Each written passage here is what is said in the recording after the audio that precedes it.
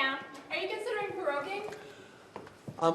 We just had an excellent cabinet meeting that was almost entirely focused on the Canada-U.S. dynamic. We know how important it is for Canadians that we be there to protect not just the Canadian economy, but their jobs, the cost of living challenges they're facing that could get worse. We have a lot of work to do, and that's what we're focused on.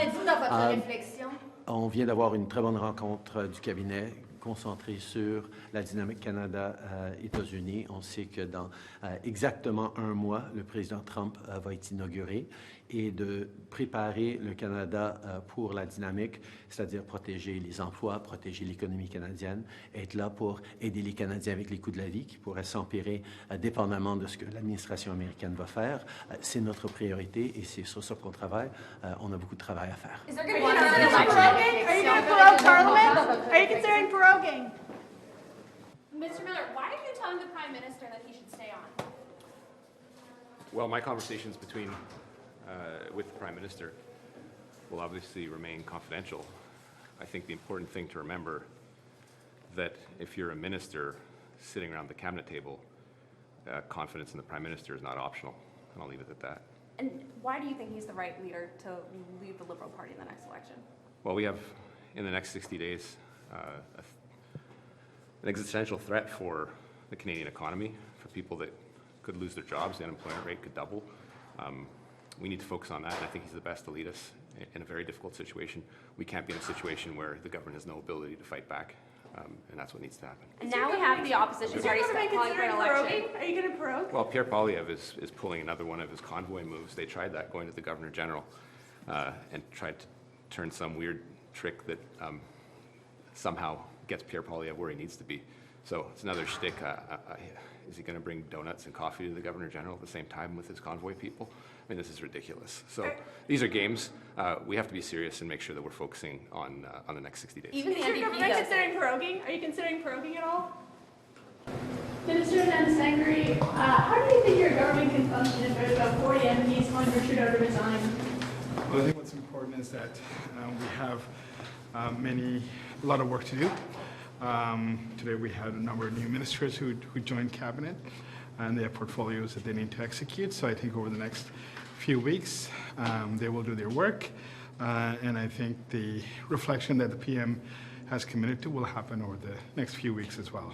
What's important today is that we focus on Canadians, we focus on what's happening with the new administration in the U.S., and we will continue to work for Canadians. As you mentioned, the Prime Minister has he shared the plan with you about how his reflection is going to go? Are you confident he's going to stay on until the next election? Well, I think it's important that the PM speaks in terms of what he's going to do. He has certainly he's heard caucus members. There was a meeting earlier this week, and he will continue to listen to caucus members as well as cabinet ministers. And I think it's important that over the next few weeks he reflects on what he wants to do, but he's also made sure that we focus on Canadians. What's happening in the next few weeks is important, very consequential to Canada, but very consequential to our relationship with the U.S., and that's what we need to be focusing on. Do you think he's the best choice to lead the party in the next election? Do you have a timeline from the Prime Minister on when he'll make his decision? You've heard him. He has indicated that he will reflect on what he's heard from Canadians. And in terms of your question, Ryan, you'd asked. Do you think he's the best choice to lead the party in the next election? I ran because of Justin Trudeau. I will run again because of Justin Trudeau in the upcoming election. That doesn't answer the question, sir. Do you think he's the best choice to lead the party to the next election? I believe that. It's a yes or no? Yes, I do believe that. Okay. And how do you continue to govern with the NDP pulling support? Government can stay on even though more MPs are calling for Trudeau to resign. Well, I'm super excited. You never have to ask me twice to represent Canadian veterans, and I'm going to go in here my first meeting, and I'm going to see. How does your government survive when the NDP pulled their support? How does your government survive? I'm super excited to go in here, figure out how I'm going to represent Canadian veterans, and We got the talking point. How does your government survive? 17% of your caucus has called on Trudeau to resign. 17% of your backbench. How can he stay on? Why should he stay on? I would say that I'm hoping all our colleagues on both sides of the House will get behind and focus on the important issues facing Canada. Why would they support your government when it's so beleaguered and unpopular? Mr. McGuinty, how can your government survive? Do you think this government continue with so many Liberal MPs saying the Prime Minister needs to resign? Of course the government can continue. How? You don't have support in the House. We are the government, and we're going to go back to the House, and we're going to do our job, which is But the NDP have full which is, support. you're good, but I need to get the answer out. I think we need to go back to the House and work hard to try and achieve the support. Everything is negotiable in the House of Commons. It always has been. There is always a pathway forward as a former negotiator to be able to find a formula that actually pulls together the support that we need. I'm simply not defeatist in this regard, and I think everything is possible. Sorry, you think you can make the NDP change their Explain mind? those machinations, because 17% of the Liberal backbench has now called for the Prime Minister to quit. The NDP have pulled their support. So on what leg do you stand on when you walk back into the House on January 27th? Well, between now and January 27th, much can happen. Discussions can continue, negotiations can continue, mediation can continue, all kinds of things can take place. So you There's think you can lots of still time. find a dance partner? I think it's, look, I'm always hopeful. I'll tell you why it's important to be hopeful. This is about Canadians, and right now, in particular, it's about the Canadian economy and the relationship between Canada and the United States. We have to keep focused on what matters right now, which is this very, very big, new, surging issue forthcoming from a new American administration. And I think But the opposition parties are saying that you are a weaker.